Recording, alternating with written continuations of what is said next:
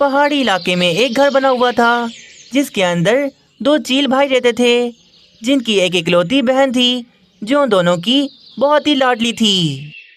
मेरे दोनों भाइयों, चलो जल्दी से जाओ, जाकर शिकार ढूंढ कर लाओ ताकि मैं सबके लिए भोजन बना दूं।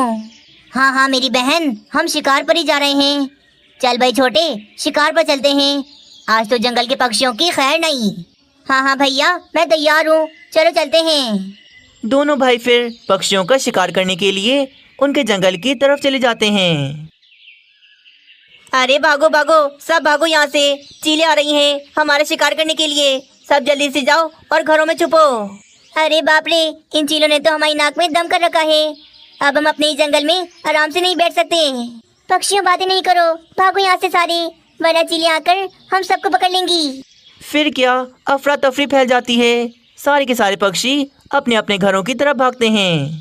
कालू जी, राजू कहाँ चला गया? हमारा राजू कहाँ है? राजू राजू कहाँ हो यार, जल्दी आओ वरना चीलें पकड़ लेंगी हमें। राजू राजू मेरे बेटे, जल्दी से आ जाओ अपनी मम्मा के पास, चीलें आ रही हैं पकड़ने।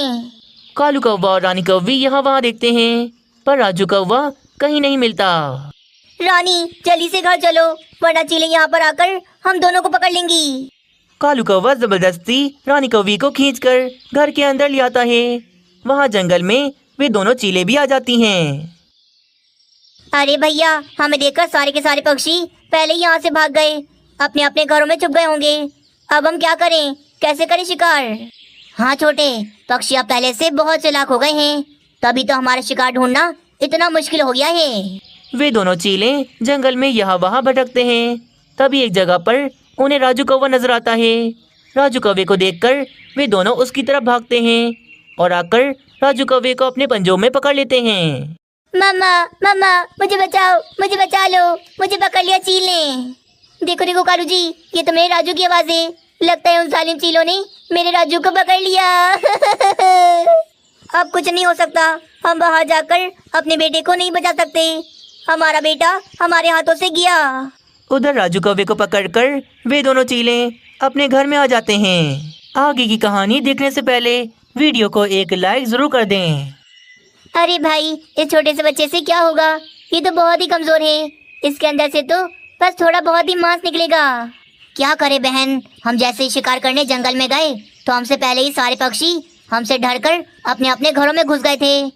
बस हमें ये छोटा बच्चा मिला, इसीलिए हम इसे ही लिया पकड़कर। चंपा चील फिर रसोई में आकर हांडी में मांस पकाती है। थोड़ी देर में वे तीनों चीलें मिलकर भोजन खाती हैं। इसी जंगल में एक बूढ़ी चील अपने एक छोटे से पोते के साथ रहती थी। दादी दादी, आप मुझे क्यों नहीं बताती मेरे मामा पापा कहाँ हैं? वे मेरे पास क्यों नहीं हैं? क्या बताऊं बेटा, पहले तेरी माँ और तेरा बाप मिलकर रोजाना ढेर सारा शिकार ढूंढ के लाते थे। हमारे तो मजे आ गए थे, हम रोजाना ही पक्षियों का मांस खाते थे। परंतु एक दिन एक इंसान शिकारी ने बड़ी ही चालाकी से तेरे माता पिता को पकड़ लिया और वो अपने साथ ले गया। तब से आज तक मैं तुझे संभाल रही हूँ। दादी, मुझे अभी बहुत भूख लग रही है, मैंने सुबह भी नहीं खाया था कुछ भी, मुझे अभी कुछ ला के दो ना। तू भी ना हर समय खाता ही रहता है। अच्छा जाती हूँ, कोई शिकार ढूंढ के लाती हूँ, वैसे भूख तो मुझे भी बहुत लग रही है। वे बूढ़ी चील फिर शिकार ढूंढने के लिए जंगल में आकर यहाँ वहाँ भटकती है पर काफी देर हो जाती है। उसके हाथ तो कुछ भी नहीं लगता। आखिरकार वे निराश होकर वापस अपने घोंसले में आ जाती है। दादी क्या बात है, आप बिना शिकार के वापस क्यों आ गई? बूढ़ी चील बहुत ज्यादा स्वार्थी थी। उसे जब भूख लगती थी तो उसे तो कुछ भी समझ नहीं आता था। ये नन्हा चील तो ना जाने कब बड़ा होगा, कब मेरे किसी काम आएगा, पर अभी तो ये मुझ पर बोझ बन गया है। जो भी शिकार ढूंढ के लाती हूँ उसमें तो आधा हिस्सा इसे भी देना पड़ जाता है। आज तो कोई शिकार भी नहीं मिला और भूख भी बहुत ज्यादा लग रही है। क्यों ना आज इसे ही पकाकर खा जाऊं? अगर इसे नहीं खाया तो रात भर में भूखी कैसे सोऊंगी? बस फिर क्या, वे बूढ़ी जालिम चील कुछ नहीं सोचती और अपने ही पोते का हांडी में मांस पकाने लग जाती है। आखिरकार वे मांस पकाकर खा जाती है और अपना पेट भरती है। मजा आ गया, आज पता चला चीलों का मांस तो पक्षियों से कई ज्यादा मजे का होता है। काश मुझे कहीं से और 2-3 चीलें मिल जाएं, ताकि मैं उन्हें भी पकाकर खा जाऊं। तभी वहीं से ही चंपा चील के दोनों भाई बिना शिकार ढूंढे वापस अपने घर जा रहे थे। अरे क्या बात है, तुम दोनों इतने उदास क्यों हो? क्या तुम दोनों को आज भी कोई शिकार नहीं मिला? नहीं चील दादी, हमें कोई शिकार नहीं मिला। लगता है आज के दिन हमें भूखा ही रहना पड़ेगा। ऐसे कैसे? चील दादी के होते हुए तुम दोनों भूखे कैसे रह सकते हो? चलो आ जाओ मेरे साथ चलो, मैं तुम दोनों को बहुत मजेदार सा भोजन खिलाती हूँ। दोनों चील भाई फिर उस बूढ़ी चील के घोंसले में आते हैं और नन्हे चील का भी बचा हुआ मांस खाते हैं। मजा आ गया चील दादी, क्या मजेदार भोजन बनाया था आपने। वैसे इस मांस के अंदर आपने ऐसा क्या मिलाया था जो ये इतना मजे का था? इतना मजेदार मांस तो पक्षियों का भी नहीं होता। कुछ भी नहीं मिलाया था मैंने इसमें, बस ये मांस पक्षियों का नहीं बल्कि मेरे पोते नन्हे चील का था। क्या आपने ऐसा किया अपने पोते के साथ? चील दादी, आप ऐसा कैसे कर सकती हो? मुझ पर बोझ बन गया था वो। अगर ऐसा नहीं करती तो मैं भूखी मर जाती। वैसे तुम दोनों भाई भी बड़े ही बेवकूफ हो। तुम दोनों ही घर के अंदर शिकार हैं और तुम दोनों शिकार ढूंढने बाहर जाते हो। क्या मतलब चील दीदी, हमारे घर में कौन सा शिकार? वे बूढ़ी चील तो नियत की बहुत ही खराब थी। वे तो चंपा चील का नाम ले लेती है। चील दादी, आपकी हिम्मत कैसे हुई? वो हमारी बहन है और हम अपनी बहन के साथ ऐसा कैसे कर सकते हैं? हाँ चील दादी, हमारी बहन हमारी लाडली है। बरसों से वे हमारे काम करती है, हमारे लिए भोजन बनाती है। हम भला उसके साथ ऐसा कैसे कर सकते हैं? वो अगर तुम दोनों के लिए बरसों से काम कर रही है तो तुम दोनों भी तो बरसों से उसे शिकार ढूंढ के लाके दे रही हो। हिसाब बराबर हो गया ना? देखो, अगर मेरी तरह जीवन जियोगे तो कभी भूखे नहीं मरोगे।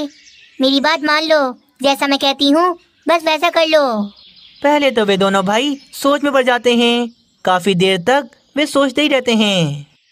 हाँ चील दादी, आप ठीक कह रही हो। मेरे मुंह से तो अभी तक भोजन का स्वाद नहीं गया। बस मैंने सोच लिया, आज शाम का मेरा भोजन चंपा चील ही होगी। अरे भैया, ये क्या बोल रहे हो? वो तो हमारी लाडली बहन है, हम भला उसके साथ ऐसा कैसे कर सकते हैं? स्वादिष्ट मांस खाने के लिए बड़ा वाला भाई तो बूढ़ी चील की बातों में आ जाता है और छोटा भाई बहुत ज्यादा परेशान हो जाता है। क्या भाई, आप दोनों आज भी खाली हाथ आ गए? अब मैं क्या बनाऊंगी? हम सब क्या खाएंगे? अरे बहन, भोजन तो घर में ही है ना, हमें बाहर जाकर ढूंढने की क्या जरूरत है? क्या मतलब भैया, कहाँ है भोजन? छोटे, पकड़ ले इसे, कहीं भाग ना जाए। आज का भोजन तो हम इसे ही बनाएंगे। वैसे भी चीलों का मांस तो बड़ा ही मजे का होता है। भाई, आप ये क्या बोल रहे हो? मैं तो आप दोनों की बहन हूँ, आप दोनों मेरे साथ ऐसा कैसे कर सकते हो? बस फिर क्या, छोटा भाई अपनी बहन को रस्सियों से बांध देता है। बहन, तुम चिंता न करो, मैं तुम्हें किसी भी तरह बचा लूंगा। तभी वहाँ पर वे बूढ़ी चील भी आ जाती है।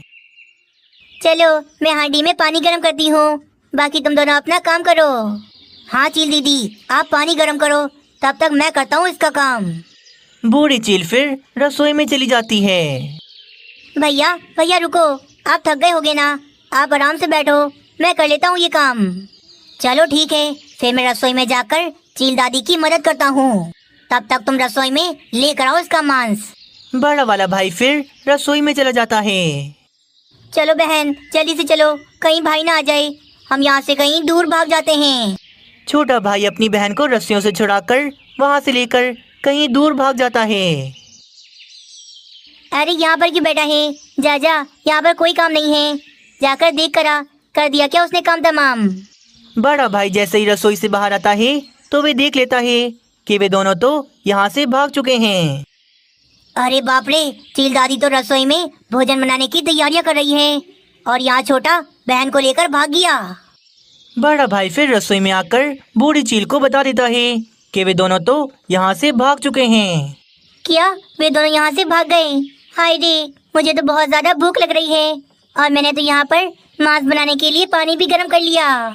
भूख तो मुझे भी बहुत ज्यादा लग रही है, मेरा भी बहुत मन है मांस खाने का, पर मैं अपना मन नहीं मारूंगा। मेरी बहन नहीं है तो क्या हुआ, घर में अभी भी मांस ही मांस है। घर में मांस है? कहाँ है मांस? मुझे तो कहीं नजर नहीं आ रहा। तुम्हें कैसे आएगा? तुम अपने आप को खुद थोड़ी ना देख सकती हो। नहीं नहीं, जैसा तुम चाह रहे हो वैसा नहीं करना, मैं तुम्हारी दादी की उम्र की हूँ, मुझे जाने दो। ऐसे कैसे जाने दूँ? जब मैंने अपनी बहन को नहीं छोड़ा तो मैं तुम्हें कैसे जाने दे सकता हूँ?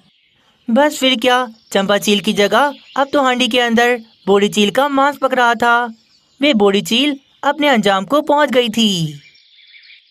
जंगल में एक कालू कौवा रहता था। वे कहीं जा रहा था, तभी वे देखता है कि बीच रोड पर एक छोटा सा पौधा निकल आया था। अरे रे, देखो जरा, ये पौधे कहीं भी निकल जाते हैं। बीच रोड पर निकल आया। अगर इसे अभी नहीं हटाया तो ये कुछ सालों के बाद बड़ा होकर पेड़ बन जाएगा। फिर तो इसे काटना भी बड़ा मुश्किल हो जाएगा। चलो मैं ही जाता हूँ और इस पौधे को निकालकर अभी के अभी कहीं और लगा देता हूँ, वरना बाद में पक्षियों के लिए बड़ी मुश्किल हो जाएगी। फिर क्या, कालू कौवा वहां पर आकर जमीन खोदकर वे पौधा वहां से बाहर निकाल लेता है। पर तभी वे देखता है जमीन के अंदर तो एक पोटली रखी हुई थी। ये क्या, इस पोटली के अंदर क्या है? भला किसी ने ये पोटली जमीन के अंदर क्यों छुपाई होगी? कालू कौवा फिर पोटली को बाहर निकालकर खोलता है, पर वे तो हैरान हो जाता है क्योंकि पोटली के अंदर तो काफी सारे सोने के सिक्के थे। मैया रे मैया, इतने सारे सोने के सिक्के पोटली के अंदर, किसके होंगे ये सिक्के? गरीब कालू कौवा इतने सारे सोने के सिक्के देखकर तो काफी ज्यादा खुश हो जाता है। कहाँ मैं भोजन के लिए यहाँ वहाँ भटकता था, पर आज मैंने पक्षियों के लिए अच्छा सोचा। उनकी गाड़ी ले जाने में परेशानी ना हो, इसीलिए मैंने ये पौधा यहाँ से निकाला और मुझे इतना बड़ा इनाम मिल गया। जरूर ये मेरे अच्छे कर्मों का इनाम है, तभी मुझे मिला। ये तो मैं अपने पास ही रखूंगा। कालू कौवा बहुत ज्यादा खुश हो रहा था। वे गरीब कौवा था, उसके पास तो रहने के लिए घर भी नहीं था। इतने सारे सोने के सिक्के देखकर कालू कौवे के मन में एक बढ़िया सा उपाय आता है। मुझे यहाँ से बिना मेहनत किए इतने सारे सोने के सिक्के मिल गए। जरूर ये जगह चमत्कारी है। मैंने सोच लिया, अब मैं अपना नया घर इसी जगह पर बनाऊंगा। क्या पता मेरे यहाँ पर घर बनाने से मेरी किस्मत और खुल जाए और मुझे आगे और क्या क्या मिल जाए। आगे की कहानी देखने से पहले वीडियो को एक लाइक जरूर कर दें। थोड़ी देर में रात हो जाती है। सोने के सिक्के बेचकर कालू कौवा लकड़ियाँ ले आता है और उन लकड़ियों से वे बीच रोड पर ही अपना घर बनाने लगता है। सुबह तक तो कालू कौवे ने बीच रोड पर ही अपना घर बनाकर तैयार कर लिया था। वाह वाह, कितना बढ़िया है ये घर। मैं तो कभी सोच भी नहीं सकता था कि मैं एक दिन अपना खुद का घर बनाऊंगा। वाकई में ये जगह बहुत ही भाग्यशाली है। अपने घर में बैठा कालू कौवा बहुत ज्यादा खुश हो रहा था, पर बीच रोड पर घर बनाने से पक्षियों को तो बहुत परेशानी हो रही थी। पूरे रोड पर ट्रैफिक जाम हो गया था। ये क्या चक्कर है? बीच रोड पर किसने घर बना लिया? कौन पागल है? किसका है ये घर? अरे अरे बाहर निकलो, हमें आगे जाना है। किसका है ये घर? कौन पागल है जो रोड के बीच में घर बनाता है? अरे भाई, इस घर का मालिक तो घर से बाहर ही नहीं आ रहा। मुझे बहुत गुस्सा आ रहा है। ऐसा ना हो मैं ये घर ही तोड़ दूं। गुस्सा ना करो पक्षियों, गुस्सा ना करो। बस सब मिलकर आवाजें लगाओ। इस घर में जो भी है वो जरूर बाहर आएगा। अरे बाहर आओ, बाहर आओ, जल्दी बाहर आओ घर से। किसका है ये घर? हाँ हाँ, जल्दी बाहर आओ, हमारे सबर का और इम्तिहान न लो। अरे ये क्या, पक्षी मुझे आवाज क्यों लगा रहे हैं? क्या हो गया बाहर? जाकर देखना पड़ेगा। कालू कौवा फिर अपने घर से निकलकर बाहर आ जाता है। क्या बात है पक्षियों, मेरे घर के आगे आकर तुम सारे पक्षी क्यों शोर मचा रहे हो? क्या बोल रहे हो? हम तुम्हारे घर के आगे आए हैं या फिर तुम अपना घर हमारे आगे लेकर आ गए? मुझे तो ये कौवा शुरू से पागल लगता है, पागल। देखो आज इसने भी कर भी दिखाया। क्या हो गया यार, भला मैंने ऐसा क्या किया जो तुम सारे पक्षी मुझ पर इतना गुस्सा कर रहे हो? कालू कौवे, तुम देख नहीं रहे? तुम्हारी वजह से रोड पर कितना ज्यादा ट्रैफिक जाम हो गया। भला रोड के बीच में घर कौन बनाता है? हाँ, अभी क्या अभी ये घर हटाओ यहाँ से। हम सबको अपने अपने काम पर जाना है। ना बाबा ना, मैं अपना ये घर यहाँ से नहीं हटाऊंगा। ये जगह मेरे लिए बहुत भाग्यशाली है, इसीलिए मैं तो यहीं पर रहूंगा। क्या बोल रहे हो कालू कौवे? एक तो गलत काम करते हो, ऊपर से कुछ भी बोल रहे हो।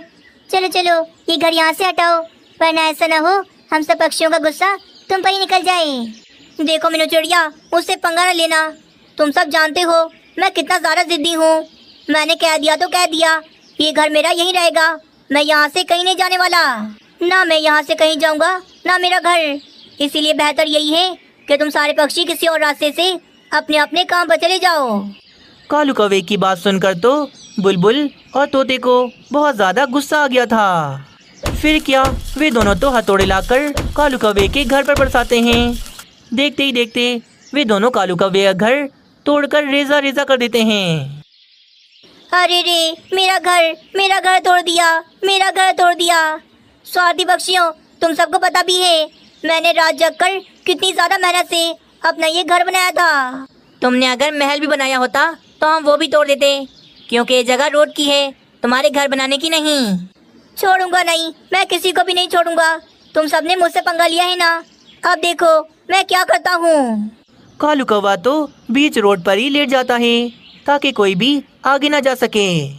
घर तोड़ दिया तो क्या हुआ, मैं यही रहूंगा, मुझे यहाँ से कोई नहीं हटा सकता। मैं बहुत जिद्दी हूँ, मैं किसी की बात नहीं मानूंगा। कालू कौवे की इस हरकत से सारे पक्षी तो बहुत ज्यादा परेशान हो जाते हैं। कालू कौवे, कैसी बच्चों वाली जिद कर रहे हो? माना कि हम पक्षियों ने तुम्हारा घर तोड़ के गलत किया, पर तुम खुद सोचो ना, तुम अगर रोड पे घर बनाओगी तो हम पक्षी अपनी गाड़ियाँ कहाँ चलाएंगे? मीनू चिड़िया, मैं कुछ भी नहीं जानता, मुझे अब गुस्सा आ गया है, मुझे यहाँ से कोई नहीं हटा सकता। कालू कौवे, तुमने हमारे दिमाग की दही तो कर दी है, अब उसकी लस्सी मत बनाओ। घंटे से यहाँ पर खड़े हैं, हट जाओ ना यहाँ से। हाँ कालू कौवे, हट जाओ यहाँ से, तुम्हारा जो भी नुकसान हुआ है हम उसे पूरा करेंगे, किसी और जगह पर तुम्हें घर बनाकर दे देंगे। नहीं नहीं नहीं, मैं नहीं जाऊँगा, नहीं जाऊँगा, नहीं जाऊँगा, मैं बस यही रहूँगा। हाँ लेटे रहो यहाँ पर, हम तुम्हारे ऊपर से गाड़ी चला देंगे, तब पता लगेगा तुम्हें। चला दो, मैं नहीं डरता किसी से भी, जिसके अंदर हिम्मत है वह ऐसा करके दिखाए। कालू कौवे के ड्रामे की वजह से सब पक्षी तो बुरा फंस गए थे। कोई भी पक्षी अपने काम धंधे पर नहीं जा सकता था। तभी मीनू चिड़िया के दिमाग में एक उपाय आता है। वाह, मुझे मिल गया उपाय, इस समस्या से निकलने का रास्ता मिल गया। अब कालू कौवा यहाँ से हट जाएगा। पर वो कैसे मीनू चिड़िया? तुम सब पक्षी तो जानते हो कि मैं एक कारपेंटर हूँ, घर बनाने का काम करती हूँ। क्यों ना मैं एक ऐसा घर बनाऊँ जो ऊंचाई पर हो, ताकि सारी गाड़ियाँ नीचे से आराम से गुजर जाएं। क्या मतलब मीनू चिड़िया? मेरे तो कुछ समझ में नहीं आई। कालू कौवे, मैं ऐसा घर बनाऊंगी कि तुम्हारे घर के नीचे से गाड़ियाँ भी जाएंगी और तुम्हारा ऊपर घर भी इसी जगह पर बना रहेगा। मीनू चिड़िया का उपाय पक्षियों को पसंद आता है और कालू कौवा भी इस बात पर मान जाता है। ठीक है, अगर ऐसी बात है तो मीनू चिड़िया तुम बनाओ ऐसा घर जो हो ऊंचाई पर हो इसी जगह पर। बस फिर अगले दिन से मीनू चिड़िया बहुत मेहनत करती है। वे लकड़ियाँ काटती है और रोड के दोनों तरफ वे बड़े बड़े से पिलर खड़े कर देती है। पिलर तो खड़े हो गए, अब इस पिलर के ऊपर कालू कौवे का घर बन जाएगा और नीचे रोड से भी गाड़ियाँ आराम से गुजरेंगी। मीनू चिड़िया रात दिन मेहनत करती है और बहुत मेहनत से वे कालू कौवे का घर तैयार कर रही थी।